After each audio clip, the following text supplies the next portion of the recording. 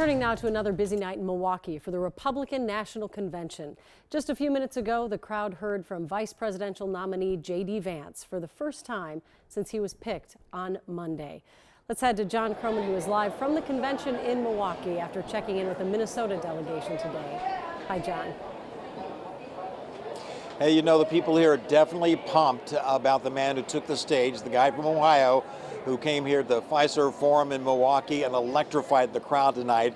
The Minnesota delegates we talked to today say that J.D. Vance, Senator J.D. Vance of Ohio, pretty much embodies the fact that the MAGA movement started by President Trump or former President Trump will continue into the future to a new generation of politicians. They say that Vance represents the future of the party.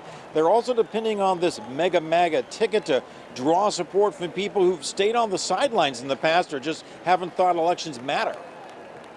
A young Republican from Minnesota, 33 years old myself. He's 39. This is a new generation of the party. It's youthful energy that we don't get on either ticket.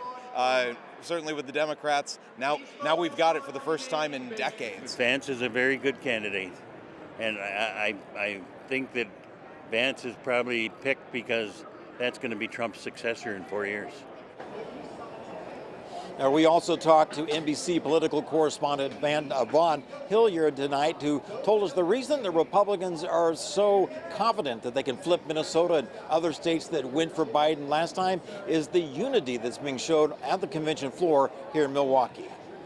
That they feel like they can galvanize enough support, Trump supporters, and turn them into Trump voters, folks who maybe didn't even vote in 2016 or 2020.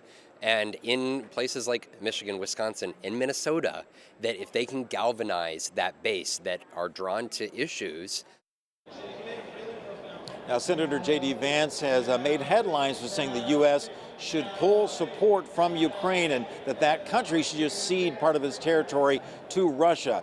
The delegates we talked to from Minnesota and other states here today said they don't think that stance on Ukraine will cost the Trump-Vance ticket any votes. Back to you, Julie. All right. Thank you, John. You can watch the Republican National Convention live on KARE 11 Plus, our streaming app for Roku, Fire, and Apple TV.